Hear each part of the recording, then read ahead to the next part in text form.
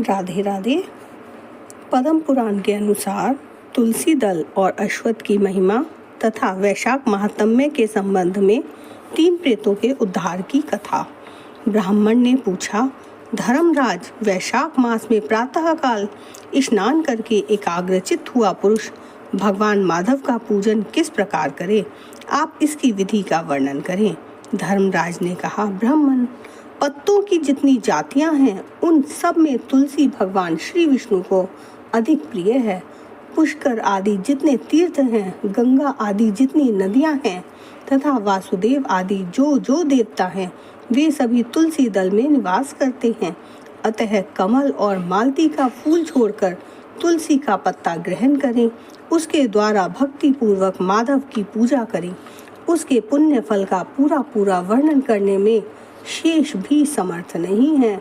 जो बिना स्नान किए ही देव कार्य या पितृ कार्य के लिए तुलसी का पत्ता तोड़ता है, उसका सारा कर्म निष्फल हो जाता है तथा वह पंचगव्य पान करने से शुद्ध होता है। जैसे हर्रे बहुत तेरे रोगों को तत्काल हर लेती है, उसी प्रकार तुलसी दरिद्रता और दुख भोग आदि से संबंध रखने वाले अधिक से अधिक पापों को भी शीघ्र ही दूर कर देती है। तुलसी काले रंग के पत्तों वाली हो या हरे रंग की, उसके द्वारा श्री मधुसूदन की पूजा करने से प्रत्येक मनुष्य, विशेषतः भगवान का भक्त, नर से नारायण हो जाता है। जो पूरे वैशाख भर तीनों संध्याओं के समय तुलसी दल से मधुहंता श्री हरि का पूजन करता है, उसका पुनः इस संसार में जन्म नहीं होता। फूल और पत्तों के न मिलने पर अन्न आदि के द्वारा, धान, गेहूं, चावल अथवा जौ के द्वारा भी सदा श्री हरि का पूजन करें। तत्पश्चात सर्वदेवमय भगवान विष्णु की प्रदक्षिणा करें। इसके बाद देवताओं, मनुष्यों, पितरों तथा चराचर जगत का तर्पण करना चाहिए।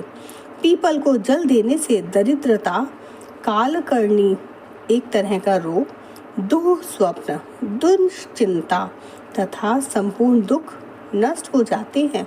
जो बुद्धिमान पीपल के पेड़ की पूजा करता है, उसने अपने पितरों को तृप्त कर दिया, भगवान विष्णु की आराधना कर ली तथा संपूर्ण ग्रहों का भी पूजन कर लिया। अष्टांग योग का साधन स्नान करके पीपल के वृक्ष का सिंचन तथा श्री गोविंद का पूजन करने से मनुष्य कभी दुर्गति को नहीं प्राप्त होता। जो सब कुछ करने में असमर्थ हो, वह स्त्री या पुरुष यदि पूर्वोक्त नियम से युक्त होकर वैशाख की त्रयोदशी, चतुर्दशी और पूर्णिमा तीनों दिन भक्ति से विधि पूर्वक प्रातः स्नान करे तो सब पातकों से मुक्त होकर अक्षय स्वर्ग का उपभोग करता है। जो वैशाख मास में प्रसन्नता के साथ भक्ति पूर्वक ब्राह्मणों को भोजन कराता है तथा 3 रात तक प्रातःकाल एक बार भी स्नान करके संयम और शौच का पालन करते हुए श्वेत या काले तिलों को मधु में मिलाकर 12 ब्राह्मणों को दान देता है और उन्हीं के द्वारा स्वस्ति वाचन कराता है तथा मुझ पर धर्मराज प्रसन्न हो, इस उद्देश्य से देवताओं और पितरों का तर्पण करता है, उसके जीवन भर के किए हुए पाप तत्काल नष्ट हो जाते हैं। जो वैशाख की पूर्णिमा को मणिक अर्थात मटका, जल के घड़े, पकवान तथा स्वर्ण में दक्षिणा दान करता है, उसे अश्वमेध यज्ञ का फल मिलता है।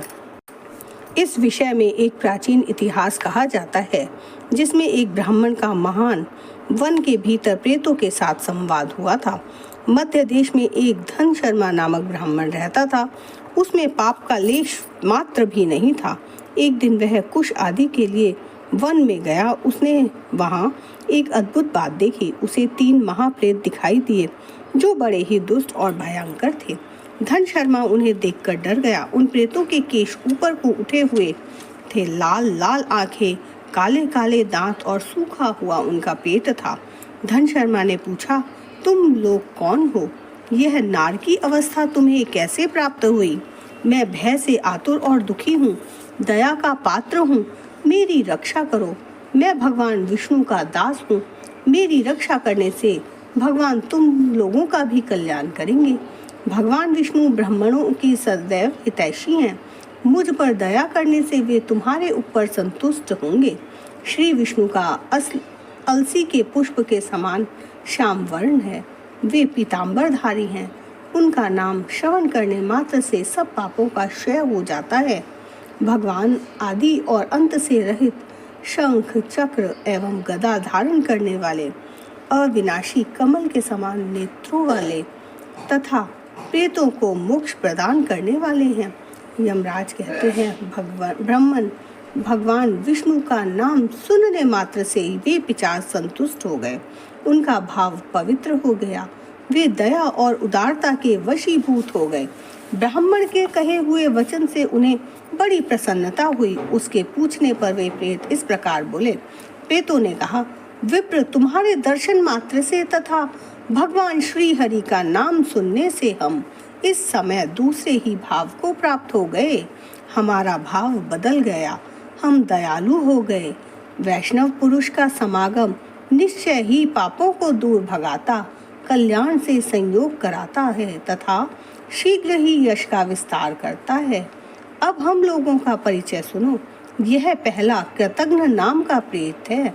इस दूसरे का नाम विदैवत है तथा तीसरा मैं हूँ। मेरा नाम अवैशाख है। मैं तीनों में अधिक पापी हूँ। इस प्रथम पापी ने सदा ही कृतघ्नता की है, अतः इसके कर्म के अनुसार ही इसका कृतघ्न नाम पड़ा है। ब्राह्मण, यह पूर्व जन्म में सुदास नामक द्रोही मनुष्य था। सदा कृतघ्नता किया करता था। उसी पाप से यह इस अवस्था को पहुंचा है। अत्यंत पापी, धूर्त तथा गुरु और स्वामी का अहित करने वाले मनुष्य के लिए भी पापों से छूटने का उपाय है, परंतु कृतघ्नों के लिए कोई प्रायश्चित नहीं है। इस दूसरे पापी ने देवताओं का पूजन किए बिना ही सदा अन्न भोजन किया है। इसने गुरु और ब्राह्मणों को कभी दान नहीं दिया है, इसलिए इसका नाम विदैवत हुआ है। यह पूर्व जन्म में हरिवीर नाम से विख्यात राजा था। 10,000 गांवों पर इसका अधिकार था। यह रोष, अहंकार तथा नास्तिकता के कारण गुरुजनों की आज्ञा का उल्लंघन करने में तत्पर रहता था। प्रतिदिन 5 महायज्ञों का अनुष्ठान किए बिना ही खाता और ब्राह्मणों की निंदा किया करता था। उसी पाप कर्म के कारण यह बड़े बड़े नरकों का कष्ट भोगकर इस समय विदैवत नामक प्रेत हुआ है। अवैशाख नामक तीसरा प्रेत मैं हूँ। मैं पूर्व जन्म में ब्राह्मण था। मध्य देश में मेरा जन्म हुआ था। मेरा नाम भी गौतम था और गोत्र भी। मैं वासपुर गांव में निवास करता था। मैंने वैशाख मास में भगवान माधव की प्रसन्नता के उद्देश्य से कभी स्नान नहीं किया, दान और हवन भी नहीं किया। विशेषतः वैशाख मास से संबंध रखने वाला कोई कर्म नहीं किया। वैशाख में भगवान मधुसूदन का पूजन नहीं किया तथा विद्वान पुरुषों को दान आदि से संतुष्ट नहीं किया। वैशाख मास की एक भी पूर्णिमा को, जो पूर्ण फल प्रदान करने वाली है, मैंने स्नान, दान, शुभ कर्म, पूजा तथा पुण्य के द्वारा उसके व्रत का पालन नहीं किया। इससे मेरा सारा वैदिक कर्म निष्फल हो गया। मैं अवैशाख नामक प्रेत होकर सब ओर विचरता हूँ। हम तीनों के प्रेत योनि में पड़ने के जो कारण हैं, वह सब मैंने तुम्हें बता दिए।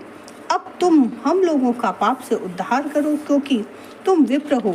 ब्राह्मण, पुण्यात्मा, साधु पुरुष तीर्थों से भी बढ़कर हैं। वे शरण में आए हुए महान पापियों को भी नरक से तार देते हैं। जो मनुष्य सदा गंगा आदि संपूर्ण तीर्थों में स्नान करता है तथा जो केवल साधु पुरुषों का संग करता है, उनमें साधु संग करने वाला पुरुष ही श्रेष्ठ है। अतः तुम मेरा उद्धार करो। अथवा मेरा एक पुत्र है जो धन शर्मा नाम से विख्यात है। स्वामिन, तुम उसी के पास जाकर ये सब बातें समझाओ। हमारे लिए इतना परिश्रम करो। जो दूसरों का कार्य उपस्थित होने पर उसके लिए उद्योग करता है, उसे उसका पूरा फल मिलता है। वह यज्ञ, दान और शुभ कर्मों से भी अधिक फल का भागी होता है। यमराज कहते हैं, ब्राह्मण, उस प्रेत का वचन सुनकर धर्म शर्मा को बहुत दुख हुआ। उसने यह जान लिया कि ये मेरे पिता हैं जो नरक में पड़े हुए हैं। तत् वह सर्वथा अपनी निंदा करते हुए बोला। धन शर्मा ने कहा, स्वामिन, मैं ही गौतम का आपका पुत्र धन शर्मा हूँ। मैं आपके किसी काम न आया। मेरा जन्म निरर्थक है। जो पुत्र आलस्य छोड़कर अपने पिता का उद्धार नहीं करता, वह अपने को पवित्र नहीं कर पाता। जो इस लोक और परलोक में भी सुख का संतान विस्तार कर सके, वही संतान या तनय माता माना गया है। इस लोक में धर्म की दृष्टि से पुरुष के दो ही गुरु हैं, पिता और माता। इनमें भी पिता ही श्रेष्ठ है, क्योंकि सर्वत्र बीज की ही प्रधानता देखी जाती है। पिताजी, क्या करूं, कहाँ जाऊं, कैसे आपकी गति होगी? मैं धर्म का तत्व नहीं जानता, केवल आपकी आज्ञा का पालन करूंगा। प्रेत बोला, बेटा घर जाओ और यमुना में विधि पूर्वक स्नान करो। आज से 5वें दिन वैशाख की पूर्णिमा आने वाली है, जो सब प्रकार की उत्तम गति प्रदान करने वाली तथा देवताओं और पितरों के पूजन के लिए उपयुक्त है। उस दिन पितरों के निमित्त भक्ति पूर्वक तिल मिश्रित जल का घड़ा, अन्न और फल दान करना चाहिए। उस दिन जो दान किया जाता है वह पितरों को हजारों वर्षों तक आनंद प्रदान करने वाला होता है। जो वैशाख की पूर्णिमा को विधि पूर्वक स्नान करके 10 ब्राह्मणों को भोजन कराता है, वह सब पापों से मुक्त हो जाता है।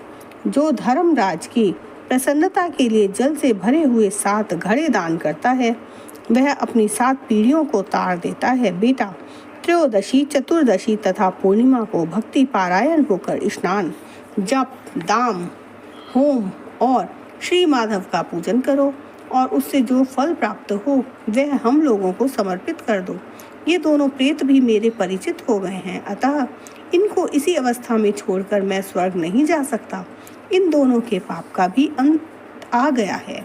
यमराज कहते हैं, ब्राह्मण, बहुत अच्छा कहकर वे श्रेष्ठ ब्राह्मण अपने घर गया और वहां जाकर उसने सब कुछ उसी तरह किया।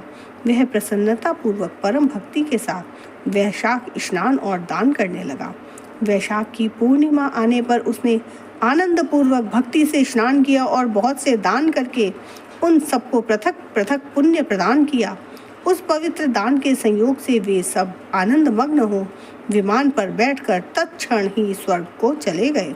ब्राह्मणों में श्रेष्ठ धन शर्मा भी श्रुति, स्मृति और पुराणों का ज्ञाता था। वह चिरकाल तक उत्तम भोग कर अंत में ब्रह्मलोक को प्राप्त हुआ। अतः यह वैशाख मास की पूर्णिमा परम पुण्यदायी और समस्त विश्व को पवित्र करने वाली है। इसका महात्म्य बहुत बड़ा है, अतः मैंने संक्षेप से तुम्हें इसका महत्व बतला दिया है। और जो वैशाख में प्रातःकाल स्नान करके नियमों के पालन से विशुद्ध चित्त हो भगवान मधुसूदन की पूजा करते हैं, वे ही पुरुष धन्य हैं, वे ही पुण्यात्मा हैं तथा वे ही संसार के पुरुषार्थ के भागी हैं। जो मनुष्य वैशाख मास में सवेरे स्नान करके संपूर्ण यम नियमों से युक्त हो भगवान लक्ष्मीपति की आराधना करता है, वह निश्चय ही अपने पापों का नाश कर डालता है। जो प्रातः काल उठकर श्री विष्णु के पूजन के लिए गंगा जी के जल में डुबकी लगाता है, उन्हीं पुरुषों ने समय का सदुपयोग किया है। वे ही मनुष्यों में धन्य तथा पाप रहित है। वैशाख मास में प्रातः काल नियम युक्त हो मनुष्य जब तीर्थ में स्नान करने के लिए पैर बढ़ाता है, उस समय श्री माधव के स्मरण और नाम कीर्तन से उसका एक एक पग अश्वमेध यज्ञ के समान पुण्य देने वाला होता है। श्री हरि के प्रियतम वैशाख मास के व्रत का यदि पालन किया जाए तो यह मेरु पर्वत के समान बड़े उग्र पापों को भी जलाकर भस्म कर डालता है। विप्रवर, तुम पर अनुग्रह होने के कारण मैंने यह प्रसंग संक्षेप में तुम्हें बता दिया है। जो मेरे कहे हुए इस इतिहास को भक्ति पूर्वक सुनेगा वह भी सब पापों से मुक्त हो जाएगा तथा उसे मेरे लोक यमलोक में नहीं आना पड़ेगा। वैशाख मास के व्रत का विधि पूर्वक पालन करने से अनेकों बार के किए हुए ब्रह्म हत्या आदि पाप भी नष्ट हो जाते हैं। यह निश्चित बात है। वह पुरुष अपने 30 पीढ़ी को पहले के पूर्वजों और 30 पीढ़ी बाद की संतानों को भी तार देता है, क्योंकि अनायास ही नाना प्रकार के कर्म करने वाले भगवान श्री हरि को वैशाख मास बहुत ही प्रिय है। अतः वह सब मासों में श्रेष्ठ है। जय श्री हरि विष्णु की जय। जय श्री विष्णु की जय।